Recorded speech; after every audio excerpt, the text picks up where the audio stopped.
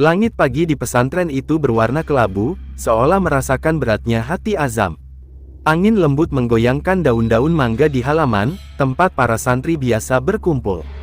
Hari itu, suasana berbeda. Para santri berkumpul bukan untuk mendengarkan ceramah, melainkan untuk melepas salah satu saudara mereka, Azam, yang akan meninggalkan pesantren. "Jangan lupakan apa yang sudah kau pelajari di sini, Zam," ujar Gus Ikdam, suaranya tenang namun syarat makna. "Ilmu bukan sekadar bekal untuk hidup, tapi cahaya yang akan menuntun langkahmu, bahkan di jalan yang gelap sekalipun." Azam mengangguk, mencoba menahan gelombang emosi yang bergulung di dadanya. Ia menundukkan kepala, tangan meremas kain sarung yang dikenakannya. Perjalanan yang akan ia tempuh bukan sekadar meninggalkan pesantren, tetapi juga menguji seberapa kuat nilai-nilai yang telah tertanam di hatinya selama bertahun-tahun. Di sudut lain halaman, teman-teman dekat Azam berdiri dengan wajah sendu. Salah seorang dari mereka, Iqbal, menghampirinya dengan mata yang sedikit memerah. "Aku masih nggak percaya kamu benar-benar akan pergi, Zam. Kita kan biasa bareng-bareng. Tanpa kamu, pesantren ini bakal terasa beda." Azam tersenyum kecil, meski hatinya terasa berat. "Bukan aku ingin meninggalkan kalian, Bal. Tapi ini panggilan. Ada jalan yang harus aku tempuh di luar sana. Doakan aku kuat menjalani semuanya." Setelah itu, suasana menjadi sunyi. Semua orang tampak tenggelam dalam pikiran masing-masing. Bahkan suara burung gereja yang biasanya riuh terdengar seperti perlahan menghilang. Gus Ikdam memecah kesunyian dengan memberikan sebuah kitab kecil kepada Azam. "Ini hadiah dariku.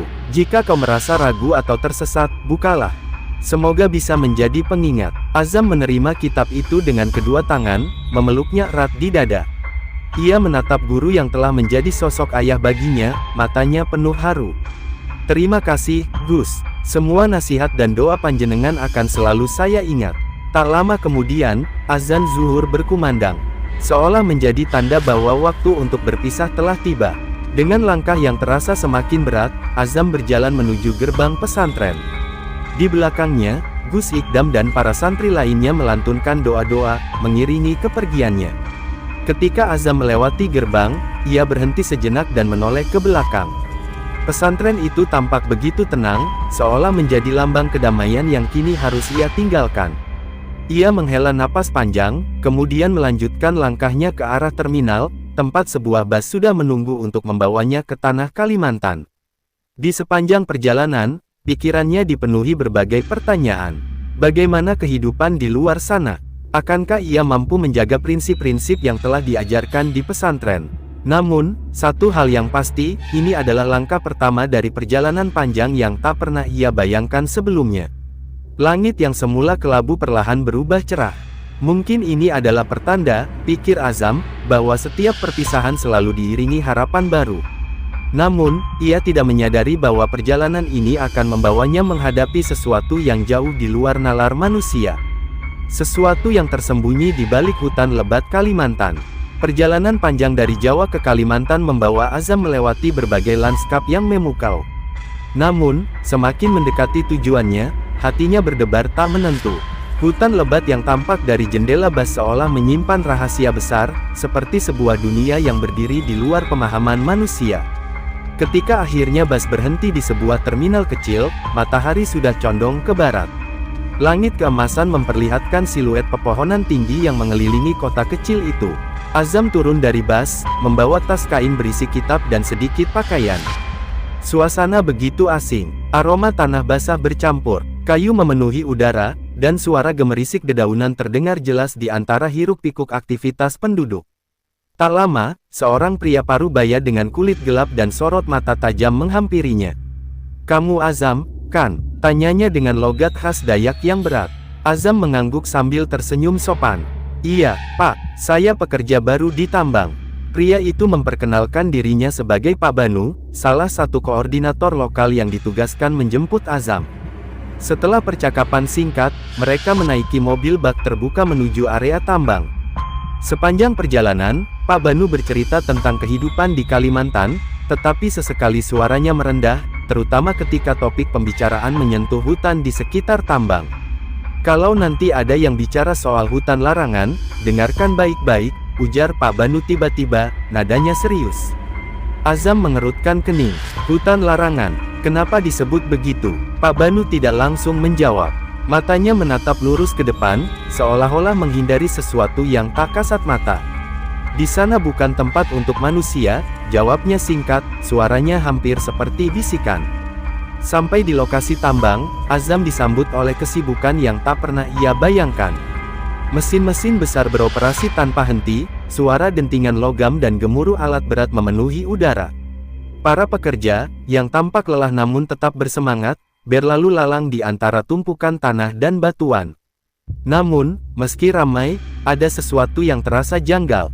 Di sudut area tambang, Azam melihat beberapa pria tua berpakaian adat Dayak berdiri diam. Mereka tampak seperti sedang mengamati, atau mungkin memperingatkan. Mata mereka tajam, seolah menembus relung terdalam jiwa setiap orang yang melewati pandangan mereka. Setelah diberi tempat tinggal sederhana di barak pekerja, malam pun tiba. Azam yang kelelahan mencoba tidur, tetapi pikirannya terus terganggu oleh percakapan dengan Pak Banu dan tatapan pria-pria tua di tambang tadi. Sekitar tengah malam, suara-suara aneh mulai terdengar dari kejauhan. Suara itu tidak menyerupai binatang atau manusia, melainkan seperti bisikan angin yang mengandung nada lirih namun mengancam. Azam bangkit dari ranjangnya, membuka jendela, dan memandang keluar. Hutan yang mengelilingi tambang tampak seperti dinding gelap yang tak berujung. Di antara kegelapan itu, ia merasa ada sesuatu yang memperhatikannya. Sesuatu yang bukan manusia. Keesokan harinya, saat Azam hendak memulai hari pertama bekerja, seorang tetua Dayak tiba-tiba mendekatinya. Dengan wajah penuh wibawa, lelaki itu berkata perlahan, "Anak muda, dengarkan kami baik-baik. Jangan pernah dekati hutan itu. Hutan itu bukan milik manusia, dan yang ada di dalamnya tak akan segan mengambil nyawamu." Azam tercekat. Kalimat itu menggema di pikirannya, seperti lonceng peringatan yang tak bisa diabaikan. Ia hanya mampu mengangguk, tetapi di dalam hatinya, rasa penasaran semakin membesar. Apa sebenarnya yang tersembunyi di balik rimbunnya pepohonan itu? Hari pertama Azam di tambang dimulai dengan deru alat berat dan debu yang melayang di udara. Kesibukan di tempat itu seperti tak pernah berhenti, seolah setiap detik berharga untuk mengejar emas yang terkubur di perut bumi. Namun, di balik hiruk-pikuk tersebut, Azam tak bisa mengabaikan rasa cemas yang terus menghantuinya sejak percakapan dengan tetua Dayak semalam. Jangan pernah dekati hutan itu. Peringatan itu terus terngiang di benaknya. Saat istirahat siang, Azam duduk bersama beberapa pekerja lama. Mereka berbincang tentang kehidupan di tambang, namun percakapan itu berubah serius ketika salah satu dari mereka, Malik, melontarkan sebuah pertanyaan. "Zam, kau sudah dengar tentang hutan larangan?" Tanyanya dengan nada setengah berbisik. Azam mengangguk perlahan.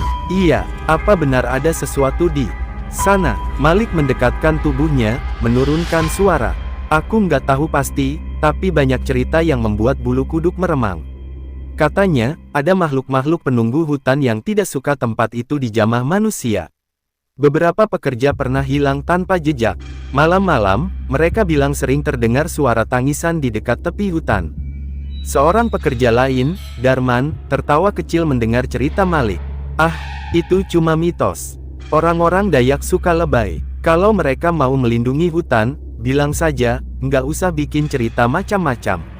Malik menatap Darman tajam. "Kau pikir semua ini cuma kebetulan? Ingat Joko, dia hilang 2 bulan lalu. Terakhir kali dia terlihat, dia dekat sekali dengan batas hutan." Azam merasakan hawa dingin menjalar di tengkuknya. Ia mencoba mencerna cerita-cerita itu, tapi logikanya menolak untuk percaya. Namun, nalurinya mengatakan ada sesuatu yang lebih dari sekadar mitos. Malam itu, di barak, Azam duduk dengan kitab kecil pemberian Gus Ikdam. Ia membuka halaman-halamannya, mencari ketenangan di tengah pikirannya yang kacau. Beberapa ayat terasa seperti berbicara langsung kepadanya, memberi isyarat agar ia tetap teguh pada keyakinan dan menjauhi rasa penasaran yang berlebihan. Namun, rasa ingin tahunya terus membesar. Apa sebenarnya yang ada di hutan itu? Apakah benar ada sesuatu yang tak dapat dilihat oleh mata manusia biasa? Beberapa hari kemudian, Azam memutuskan untuk mengamati sendiri batas hutan. Saat sore menjelang dan aktivitas tambang mulai reda, ia berjalan menuju tepian hutan. Daun-daun lebat bergoyang perlahan, seolah menyembunyikan sesuatu di balik kegelapan. Saat ia mendekat, angin tiba-tiba bertiup kencang. Suara seperti bisikan terdengar di telinganya, samar namun jelas.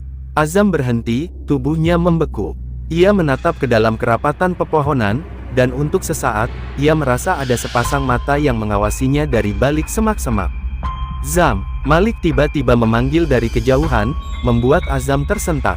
Ia menoleh dan melihat Malik berlari ke arahnya dengan ekspresi panik. "Kau gila, jangan terlalu dekat. Kalau mereka tahu kau ada di sini, kau bisa dalam bahaya." Azam menelan ludah, mencoba menenangkan diri. "Siapa mereka yang kau maksud?" Malik menatapnya tajam, matanya penuh ketakutan. "Yang ada di hutan. Kita nggak punya hak untuk berada di sini. Kalau kau melewati batas, mereka akan memastikan kau tidak pernah kembali." Kata-kata itu menggema di telinga Azam. Ia menoleh lagi ke arah hutan, tapi semuanya sudah kembali sunyi. Hanya dedaunan yang bergoyang pelan, seolah mengundangnya masuk lebih dalam. Malam itu, Azam kembali ke barak dengan pikiran penuh. Ia sadar, misteri di balik hutan larangan ini lebih besar dari yang ia bayangkan. Namun, rasa penasaran yang menderu di hatinya perlahan berubah menjadi perasaan lain, ketakutan. Keesokan harinya, tambang seperti biasa dipenuhi aktivitas. Namun, ada sesuatu yang berbeda. Suasana terasa lebih berat, lebih sunyi meskipun alat-alat berat terus beroperasi. Para pekerja bekerja dengan wajah cemas, sesekali melirik ke arah hutan di kejauhan. Bahkan Darman, yang sebelumnya menganggap semua cerita tentang hutan larangan sebagai mitos, terlihat gelisah. Azam melanjutkan tugasnya, mencoba mengabaikan rasa tidak nyaman yang merayap di hatinya. Namun, ketika ia sedang memindahkan peralatan, suara dentuman keras mengejutkan semua orang. Salah satu alat berat tiba-tiba berhenti berfungsi, mesinnya mengeluarkan asap hitam pekat. Para teknisi yang memeriksa tidak menemukan kerusakan yang jelas. "Aneh," gumam salah satu teknisi. "Mesin ini baru diservis minggu lalu." Kerusakan itu menjadi awal dari serangkaian kejadian aneh.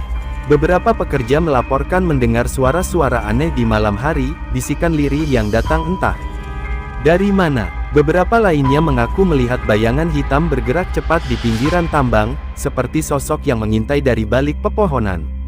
Pada malam ketiga, gangguan semakin parah. Salah satu pekerja, Andi, ditemukan di dekat tepi hutan dalam kondisi linglung. Matanya kosong, bibirnya bergetar seolah menggumamkan sesuatu. Mereka melihatku. Aku tidak boleh di sini." Suaranya terdengar serak, nyaris tak terdengar. Azam mencoba menenangkan Andi, namun pria itu hanya terus bergumam. Pak Banu akhirnya datang membawa beberapa tetua Dayak untuk membantu. Mereka membawa Andi pergi ke sebuah pondok kecil di luar area tambang, meninggalkan pertanyaan besar di benak semua pekerja. "Kenapa mereka membawa Andi ke sana?" tanya Azam kepada Malik. Malik, yang biasanya terbuka, kini hanya menggeleng. "Itu urusan mereka. Kita nggak boleh campur." Namun, Azam tidak puas dengan jawaban itu. Rasa penasaran bercampur kekhawatiran semakin menguasainya. Ia mendekati Pak Banu di malam yang sama, berharap mendapatkan jawaban. "Pak, apa yang sebenarnya terjadi di sini?" tanya Azam dengan nada mendesak. Pak Banu menarik napas panjang, matanya memandang lurus ke arah hutan yang samar-samar terlihat dalam gelap. "Kita ini tamu di tanah mereka, Zam. Tambang ini sudah melanggar batas yang tak seharusnya dilanggar." "Tanah siapa? Maksud Bapak penghuni hutan?" Pak Banu mengangguk perlahan. "Hutan itu bukan sekadar tempat. Ada yang menjaganya, dan mereka tidak suka dengan kehadiran kita." Azam terdiam. Kata-kata itu menguatkan firasat buruk yang sudah menghantui sejak ia tiba. Apa mereka yang membuat Andi seperti itu? Pak Banu menatapnya dalam-dalam, seperti ingin mengatakan sesuatu namun menahan diri.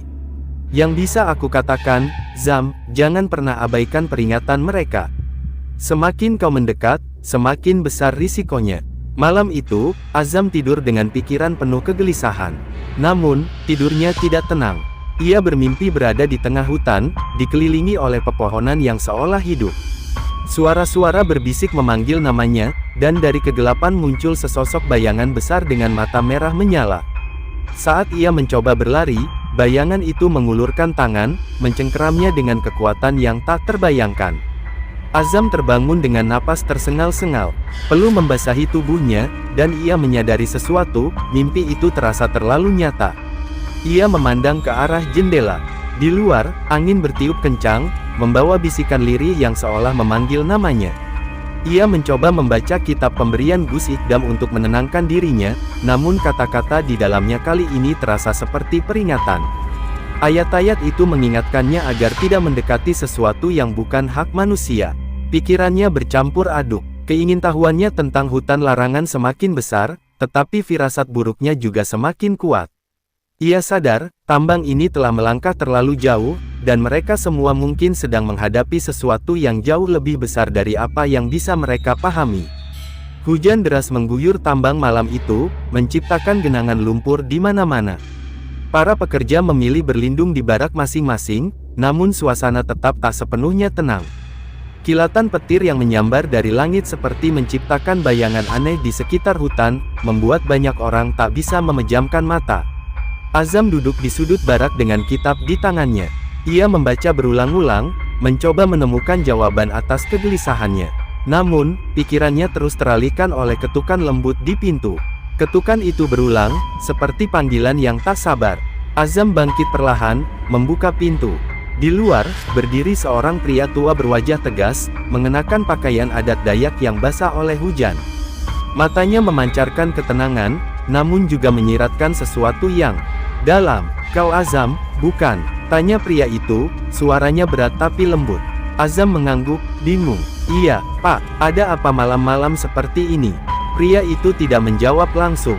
Ia melangkah masuk tanpa diminta, menutup pintu di belakangnya. Ia menatap Azam dengan mata yang penuh wibawa. "Aku adalah Tua Luhung. Kami sudah memperhatikanmu sejak kau tiba di tempat ini." Azam merasa tubuhnya dingin. Kata-kata itu terdengar seperti peringatan, namun ia mencoba menenangkan diri.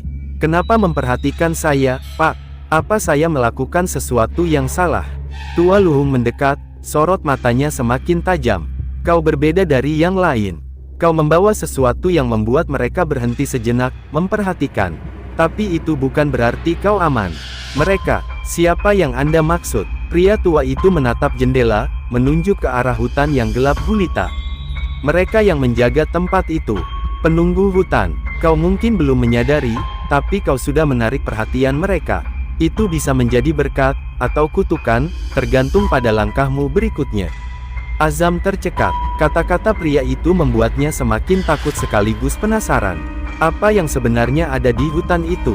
Kenapa semua orang terus memperingatkan saya? Tua Luhung menarik napas panjang, seperti sedang memilih kata-kata. "Hutan itu adalah batas antara dunia kita dan dunia mereka. Manusia yang tamak telah melanggar batas itu, dan mereka tidak akan tinggal diam. Emas yang kalian cari adalah bagian dari tempat itu, bagian dari mereka. Mengambilnya berarti menantang hukum alam." Azam merasa jantungnya berdegup kencang. Ia teringat akan mimpi buruknya, juga suara-suara aneh yang sering ia dengar. "Lalu, apa yang harus saya lakukan? Saya hanya seorang pekerja biasa di sini." Tua Luhung mendekat, menatap Azam dengan tajam. "Jangan dekati hutan itu. Jika kau harus bertahan di sini, ingatlah untuk menghormati apa yang tak terlihat. Tapi jika hatimu merasa tidak nyaman, mungkin ini bukan tempatmu." Setelah berkata demikian, pria itu berbalik dan pergi tanpa menunggu jawaban. Azam hanya bisa berdiri terpaku, mencoba mencerna semua yang baru saja ia dengar. Keesokan harinya, hujan berhenti, tetapi langit tetap kelabu. Tambang kembali beroperasi, meski suasana lebih muram dari biasanya. Beberapa pekerja memutuskan untuk pergi setelah kejadian Andi, dan mereka yang tinggal bekerja dengan ketakutan yang tak tersembunyi. Azam, meskipun merasa was-was, mencoba melanjutkan rutinitasnya. Namun, saat ia sedang memindahkan peralatan, ia mendengar suara yang membuatnya terhenti. Suara itu berasal dari hutan, lembut tapi jelas. Suara seorang perempuan, memanggil namanya. Azam, ia menoleh dengan cepat, mencari asal suara. Namun, tak ada siapapun di sekitar. Hanya pohon-pohon tinggi yang diam membisu. Suara itu terdengar lagi, kali ini lebih dekat. Azam, tubuhnya bergetar, tapi kakinya seolah bergerak sendiri, melangkah menuju tepi hutan. Ia berhenti beberapa meter dari batas, mencoba melawan dorongan untuk melangkah lebih jauh. Namun, sesuatu di dalam dirinya memaksa. Ketika ia hampir melewati batas, Malik tiba-tiba menarik lengannya dengan kasar. "Kau sudah gila," bentak Malik, wajahnya pucat. Azam tergagap, mencoba menjelaskan. "Aku mendengar suara, seseorang memanggilku." Malik menggeleng dengan tegas. "Itu bukan manusia, Zam. Mereka sedang bermain-main denganmu. Jangan biarkan dirimu jatuh ke dalam jebakan mereka." Azam merasa gemetar. Ia tahu Malik benar, tetapi suara itu terdengar begitu nyata, begitu memikat. Ketika ia kembali ke barak malam itu, ia merasa ada sesuatu yang telah berubah. Hutan itu tidak hanya memperhatikannya, ia tahu kini ia telah masuk ke dalam permainan mereka. Dan permainan itu tidak akan mudah dihentikan. Malam itu, Azam merasa berat untuk memejamkan mata. Pikirannya terus diganggu oleh suara perempuan yang memanggilnya, meskipun Malik telah memperingatkannya dengan tegas. Ia duduk di sudut barak, memandangi jendela yang mengarah ke hutan. Bayangan pohon-pohon besar tampak seperti penjaga yang tak bergerak, tetapi dalam kesunyian malam, ia merasa seolah-olah mereka hidup, mengawasinya. Saat malam semakin larut, suara angin yang biasanya menenangkan berubah menjadi sesuatu yang asing. Bisikan-bisikan terdengar, bercampur dengan suara gemerisik dedaunan. Semakin lama, suara itu semakin jelas, seperti panggilan dari jauh yang terus mendekat. "Azam!" Suara itu terdengar lagi. Kali ini, ia yakin itu bukan khayalannya. Azam bangkit dari tempat tidur, melangkah ke arah pintu barak. Namun, sebelum ia sempat membuka pintu, angin dingin menerpa tubuhnya, membuat bulu kuduknya berdiri. Di luar, suara itu terdengar lebih dekat, seperti ada seseorang yang menunggu di ambang pintu. Ia menguatkan hati, membuka pintu perlahan. Namun, yang ia temui hanyalah gelap dan kabut tipis yang melayang di udara. Tidak ada siapapun, tetapi, sesuatu membuatnya menoleh ke arah hutan. Di antara kegelapan pepohonan, Azam melihat sosok samar. Seorang perempuan dengan pakaian putih panjang berdiri diam, wajahnya tertutup bayangan. Tubuhnya terasa kaku, namun kakinya bergerak maju tanpa ia sadari. "Zam, jangan!" Suara keras Malik dari belakang membuyarkan lamunannya. Azam tersentak, menyadari ia hampir melangkah ke dalam kegelapan. Malik meraih lengannya dengan cengkeraman kuat, menariknya menjauh. "Sudah kubilang, mereka mencoba bermain-main dengan pikiranmu." Malik berkata dengan nada geram, matanya penuh ketakutan. "Kau tidak boleh menanggapi mereka, apalagi mendekati hutan itu." Azam menarik napas panjang, mencoba menguasai dirinya. "Aku tidak bisa mengabaikannya, Malik." Suara itu, sosok itu, rasanya seperti nyata. "Justru karena itu berbahaya." Malik memotong. "Mereka tahu kelemahanmu. Semakin kau merespons, semakin kuat mereka menguasaimu." Malam itu, Azam tidak bisa kembali tidur. Ia mencoba membaca kitabnya, memohon perlindungan, tetapi kegelisahannya tak kunjung reda. Ia merasa ada sesuatu yang mengintai, sesuatu yang menunggunya untuk melanggar batas. Tanda hubung, tanda hubung, tanda hubung. Keesokan harinya, suasana di tambang berubah drastis. Salah satu alat berat kembali rusak tanpa sebab jelas, dan seorang pekerja ditemukan pingsan di dekat tepi hutan. Wajahnya pucat, dan tubuhnya menggigil meski cuaca cukup hangat. Pak Banu segera memanggil para tetua Dayak untuk membantu. Tua Luhung datang dengan wajah muram, membawa sebuah benda anyaman kecil yang tampak seperti jimat. Ia meletakkannya di dada pekerja yang pingsan sambil melafalkan doa-doa dalam bahasa Dayak yang tidak dimengerti oleh pekerja lain. Setelah beberapa saat, pekerja itu tersadar. Matanya membuka perlahan, tetapi yang keluar dari mulutnya membuat semua orang membeku. Mereka tidak akan berhenti, suaranya lemah, tetapi nadanya mengancam. "Kalian sudah terlalu jauh, terlalu serakah." Tua Luhung menoleh kepada Pak Banu dengan ekspresi serius. "Hutan sudah memberikan peringatannya. Kalau kalian tidak segera mundur, akan ada lebih banyak yang jatuh." Pak Banu mengangguk pelan, tetapi ia tahu ia tidak bisa mengambil keputusan sepihak. Perusahaan tambang tidak peduli dengan cerita rakyat atau mitos, mereka hanya peduli pada hasil. Sementara itu, Azam mendekati Tua Luhung setelah semua orang bubar. "Pak, tolong katakan apa yang harus saya lakukan. Saya merasa mereka terus mendekati saya." Tua Luhung memandangnya dengan tajam. "Kau membawa sesuatu yang mereka anggap asing, sesuatu yang mengusik mereka. Hatimu mungkin tidak serakah, tapi kehadiranmu di sini sudah cukup untuk memancing perhatian mereka. Kalau kau tidak kuat, tinggalkan tempat ini sebelum terlambat. Tapi saya tidak bisa pergi begitu saja, Azam membalas. Saya merasa harus memahami apa yang sebenarnya terjadi. Tua Luhung menarik napas panjang. Kalau begitu, kau harus siap. Hutan ini tidak akan melepaskanmu begitu saja. Yang ada di dalamnya akan menguji batas keyakinanmu. Azam menelan ludah. Kata-kata itu menggema di benaknya, menguatkan firasat bahwa ia kini berada di tengah pertempuran yang jauh lebih besar dari yang ia bayangkan. Malam itu, ia berdiri di depan jendela, memandang hutan yang gelap.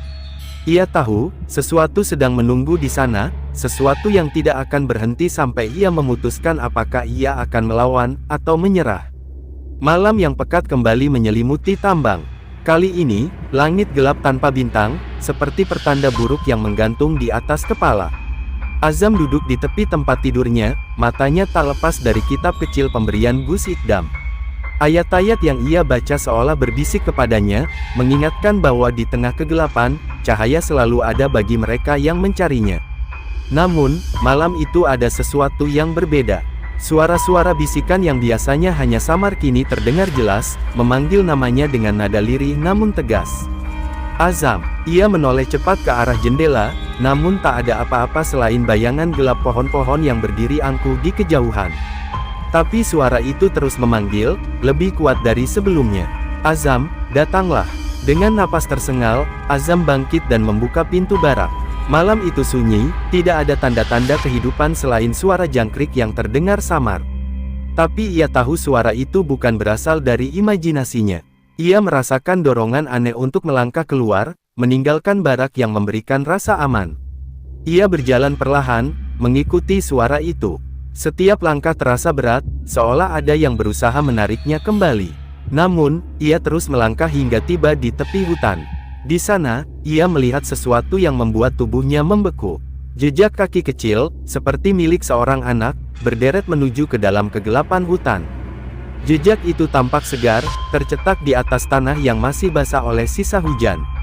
"Siapa di sana?" seru Azam, suaranya bergetar di tengah sunyi. Tak ada jawaban. Tapi angin tiba-tiba bertiup, membawa aroma tanah basah yang bercampur dengan sesuatu yang asing, seperti bau bunga layu. Jejak kaki itu memanjang ke dalam, seolah menantangnya untuk mengikuti. "Aku harus tahu," bisik Azam pada dirinya sendiri. Ia melangkah masuk, meninggalkan batas tambang. Langkahnya semakin dalam ke hutan, dan setiap langkah terasa seperti memasuki dunia yang berbeda. Udara di dalam hutan lebih dingin, lebih berat. Cahaya bulan nyaris tak menembus rimbunnya dedaunan di atas, menciptakan bayangan aneh di sekitarnya. Bisikan itu kembali terdengar, kali ini lebih jelas. "Azam, kemarilah, kami menunggumu." Jantungnya berdegup kencang, tapi ia terus melangkah, meski nalurinya mengatakan sebaliknya. Jejak kaki kecil itu terus membimbingnya hingga tiba di sebuah area terbuka. Di tengah area itu, berdiri sebuah pohon besar dengan akar yang menjalar ke segala arah. Pohon itu tampak tua, penuh dengan lumut dan jamur.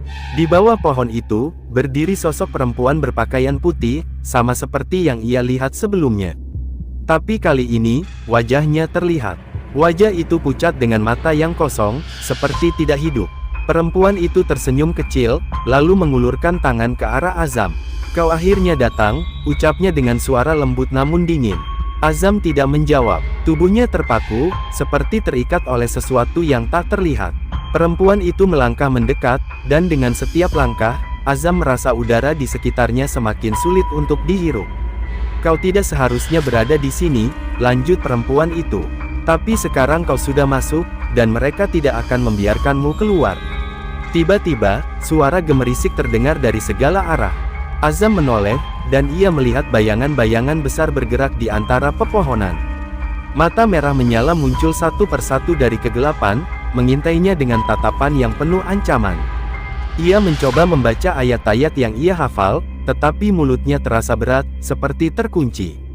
Perempuan itu mendekat lebih dekat, senyumnya berubah menjadi seringai yang mengerikan. "Kau membawa sesuatu yang mengusik mereka," katanya.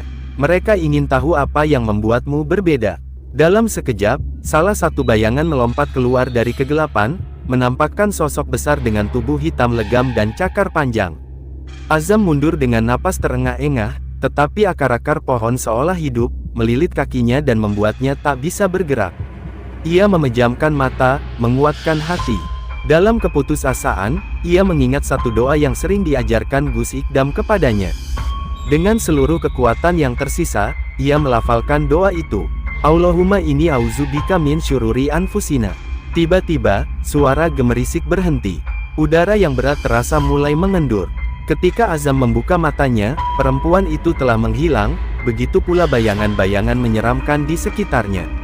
Namun, ia tahu ini belum berakhir. Hutan ini telah memberikan peringatannya, dan Azam baru saja menyadari bahwa dirinya kini menjadi bagian dari permainan yang jauh lebih besar dari yang ia bayangkan. Ia harus menemukan cara untuk keluar, sebelum semuanya terlambat. Azam terbangun keesokan harinya dengan tubuh yang lelah, tetapi jiwanya terasa lebih ringan. Perasaan aneh menggerogoti hatinya, seolah-olah malam itu hanya sebuah mimpi buruk. Namun, saat ia membuka mata dan menatap sekeliling barak, ia tahu bahwa apa yang terjadi semalam bukanlah imajinasi. Semua itu nyata, lebih nyata dari apapun yang pernah ia alami. Tapi, seperti yang ia rasakan kemarin malam, ketakutan tetap mengendap di dalam dirinya. Suara perempuan itu, bayangan-bayangan di hutan, dan sesuatu yang jauh lebih gelap yang telah mulai mengawasi langkah-langkahnya. Semua itu menghantuinya, mengingatkan bahwa ia sudah terjebak dalam sebuah permainan yang jauh lebih rumit dari yang ia duga. Saat sarapan, wajah-wajah para pekerja terlihat muram. Mereka berbicara pelan, seperti khawatir akan sesuatu yang tak terkatakan. Beberapa di antara mereka menghindari pandangannya, seolah takut untuk mengungkapkan apa yang mereka alami. Namun, Azam tahu bahwa mereka semua merasakan hal yang sama. Keberadaan mereka di tambang ini tak lagi sekadar bekerja, ini tentang bertahan hidup. Tiba-tiba, Pak Banu masuk ke dalam barak, wajahnya tegang. "Kita harus berhenti sementara, ada yang tidak beres di dalam hutan," katanya dengan suara rendah, namun jelas terdengar panik. "Alat berat yang kita gunakan rusak satu persatu, dan beberapa pekerja melaporkan mendengar suara-suara aneh. Sepertinya kita benar-benar melanggar batas yang seharusnya tidak kita sentuh." Azam merasa tubuhnya kaku mendengar kata-kata itu. Tidak ada yang berani berbicara lebih banyak, namun Azam tahu bahwa situasi ini sudah sangat buruk. Peringatan Tua Luhung bukanlah hal sepele, dan suara yang ia dengar malam itu seolah menjadi pengingat bahwa mereka sudah terlambat. Pak Banu melanjutkan, "Kita perlu menunda operasi tambang, namun perusahaan akan mempertimbangkan kembali apakah akan melanjutkan proyek ini atau tidak. Saya butuh kalian untuk menjaga diri dan tetap tenang." Azam menatap wajah Pak Banu, melihat ketegangan yang semakin dalam. Semua orang di sekitar tampak khawatir, namun tak ada yang berani mempertanyakan keputusan yang telah dibuat. Bahkan, Malik yang biasanya tenang, kini tampak gelisah. "Azam," Malik akhirnya berbicara dengan suara berat, "kau tahu ini bukan hanya tentang pekerjaan lagi. Ada sesuatu yang lebih besar yang terjadi di sini. Aku rasa kita harus pergi, sebelum semuanya menjadi lebih buruk." Azam terdiam. Keputusan itu terasa semakin mendesak. Ia tahu bahwa tetap tinggal berarti mempertaruhkan nyawanya, namun pergi berarti meninggalkan tugas yang telah dipercayakan padanya. Ada beban yang tak bisa ia lepaskan begitu saja. Namun, ingatan tentang perempuan itu, suara yang memanggilnya, dan bayangan-bayangan mengerikan di hutan membuat Azam merasa semakin terperangkap. Ia tak bisa berpaling, tidak bisa lari begitu saja. Ada sesuatu yang lebih besar, lebih misterius, yang harus ia selidiki, meskipun ia tahu itu bisa berakhir dengan kehancuran. "Malik, aku harus mencari tahu lebih banyak," kata Azam akhirnya, suaranya penuh keteguhan meski hati terasa bimbang. "Aku tidak bisa pergi begitu saja. Ini lebih dari sekadar tambang ini. Ada sesuatu yang kita salah pahami, dan aku harus menemukannya." Malik menatapnya dengan tatapan penuh keprihatinan. "Azam, aku tahu kau kuat. Tapi ini bukan hanya tentang keberanian.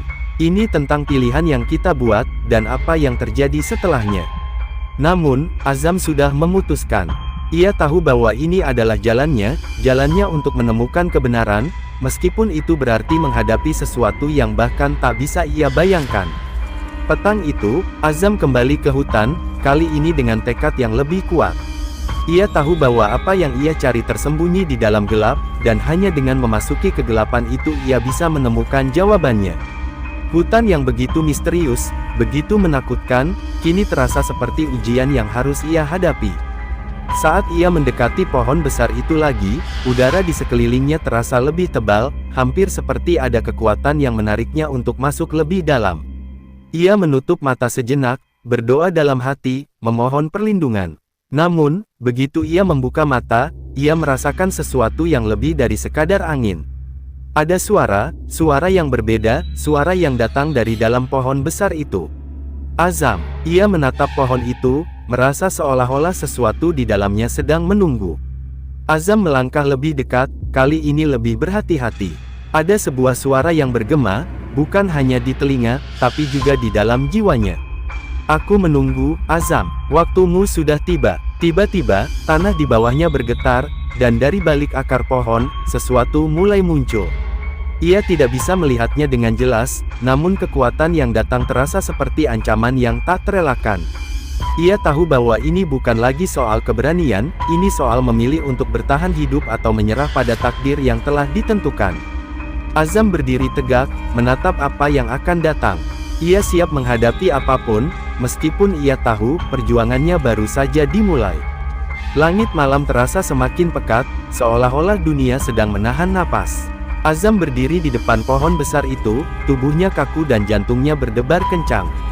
Semua inderanya terjaga, waspada terhadap apapun yang bisa terjadi. Ada sesuatu yang tidak terlihat, sesuatu yang mengintai di balik kabut yang semakin tebal. Udara sekelilingnya terasa dingin, seperti melawan keberanian yang coba ia bangkitkan. Dari balik akar pohon yang menjalar ke tanah, sesuatu mulai bergerak. Perlahan, bayangan gelap mulai merayap keluar, seperti makhluk besar yang baru terbangun dari tidurnya yang panjang.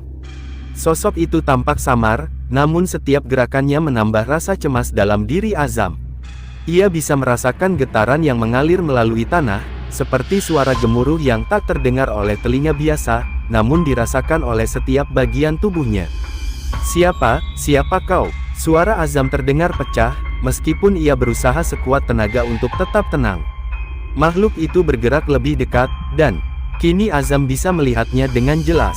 Sosok tinggi, besar, dan gelap, dengan mata yang memancarkan cahaya merah menyala, menatapnya tajam. Bentuknya tidak jelas, seperti bayangan yang menyatu dengan malam, namun ada sesuatu yang sangat nyata, sesuatu yang jauh lebih kuat dari dirinya. Kau akhirnya datang, suara itu menggema, lebih dalam dari yang bisa Azam bayangkan. Kami menunggumu, Azam. Azam merasa tubuhnya seperti dibekukan. Setiap kata yang keluar dari mulut makhluk itu menambah rasa tercekik di dadanya. Ada sesuatu di dalam dirinya yang meronta, namun ia tetap berdiri, berusaha untuk tidak mundur. Apa yang kau inginkan dariku? Azam berusaha mengumpulkan keberanian, meskipun setiap detik terasa seperti siksaan. Makhluk itu tersenyum, namun senyumannya terasa kosong, seperti senyum yang tak pernah merasakan kehangatan. Kami telah menunggu terlalu lama. Kedatanganmu adalah bagian dari takdir. Keputusanmu sudah diambil sejak lama, Azam. Saat kau melangkah ke sini, kau telah menandatangani perjanjian yang tak bisa dibatalkan. Apa maksudmu? Azam mencoba bertanya lagi, namun suara yang keluar terdengar semakin rapuh. Ini bukan sekadar tambang atau hutan, suara itu berlanjut. Ini adalah tempat di mana batas antara dunia manusia dan dunia kami mulai rapuh. Hutan ini adalah tempat yang terlupakan, tempat yang dilupakan oleh waktu. Namun, dengan kedatanganmu, pintu itu terbuka kembali. Kami menunggu manusia yang bisa membuka kembali jalan yang telah tertutup. Kamu, Azam, adalah kunci yang kami cari. Azam merasakan keringat dingin mengalir di pelipisnya. Kata-kata itu terus mengiang dalam pikirannya, seolah merasuk ke dalam dirinya. Ia tahu bahwa ini lebih dari sekadar mimpi buruk. Ini adalah kenyataan yang tak bisa dihindari. Tidak, Azam berbisik, berusaha untuk menangkis kekuatan yang ingin menghancurkannya. Aku bukan bagian dari dunia kalian. Aku hanya seorang santri yang ingin mencari kebenaran. Makhluk itu tertawa, namun tawanya tidak terdengar seperti tawa manusia. Itu adalah suara yang menyayat, penuh dengan kebencian dan penderitaan. Kebenaranmu, hanyalah serpihan dari apa yang kami jaga. Kau bisa berusaha untuk menghindar, Azam, tetapi kami akan selalu ada. Di sini, di antara pohon-pohon ini, di antara bayangan-bayangan yang tidak kau pahami. Tidak ada jalan keluar. Azam merasa dirinya semakin terhisap ke dalam kegelapan itu. Matanya semakin sulit untuk terbuka, dan tubuhnya terasa semakin lemas. Namun, di balik rasa takut yang melanda, ia merasa sesuatu yang lain. Sebuah kekuatan, sebuah dorongan, yang berasal dari dalam hatinya sendiri. Dia tidak bisa menyerah. Tidak sekarang, tidak setelah semua yang telah terjadi. Dengan segenap tenaga yang tersisa, Azam menatap makhluk itu dan mengucapkan kata-kata yang sudah ia hafal sejak lama. Bismillahirrahmanirrahim. Begitu kata-kata itu keluar, cahaya yang terang menyilaukan memancar dari tubuh Azam, memecah kegelapan yang menyelimuti hutan. Makhluk itu terhuyung mundur, matanya yang merah menyala dipenuhi ketakutan. Kekuatan yang datang dari dalam diri Azam itu semakin membesar, mengusir kegelapan yang mengelilinginya. Makhluk itu menggeram, berusaha melawan cahaya yang semakin kuat. Namun, meskipun ia bergerak maju, cahaya itu terus menghalangi, seolah memaksa kegelapan untuk mundur. Azam merasakan tubuhnya yang hampir habis tenaganya kini seolah terisi kembali dengan energi baru. Dia tahu bahwa ini bukan hanya tentang dirinya, tetapi tentang takdir yang lebih besar. Hutan ini, dengan semua kekuatannya yang mengerikan, tidak bisa menang melawan keyakinan yang ada dalam dirinya. Cahaya itu semakin membesar, mengusir bayangan-bayangan yang ada di sekitar pohon. Makhluk itu berteriak kesakitan, tubuhnya mulai menghilang. Diselimuti oleh cahaya yang terus berkembang. Dalam hitungan detik, sosok itu lenyap begitu saja, seperti diambil oleh kegelapan yang lebih dalam. Azam terjatuh, tubuhnya terkulai lemas di tanah, napasnya terengah-engah, tubuhnya lelah, namun hatinya terasa lebih ringan. Dia telah melangkah ke dalam dunia yang jauh lebih besar dari yang bisa dia pahami. Namun, yang paling penting, dia masih hidup. Dengan keberanian yang baru ditemukan, Azam tahu bahwa perjalanannya belum selesai. Kegelapan yang tersembunyi di hutan itu mungkin telah mundur untuk sementara, tetapi ia tahu bahwa ujian yang sebenarnya baru dimulai. Ia harus kembali ke dunia manusia, membawa cerita ini, dan menemukan jawaban atas misteri yang mengelilinginya. Namun, satu hal yang pasti, hutan ini, dan apa yang ada di dalamnya, tak akan pernah membiarkannya pergi begitu saja.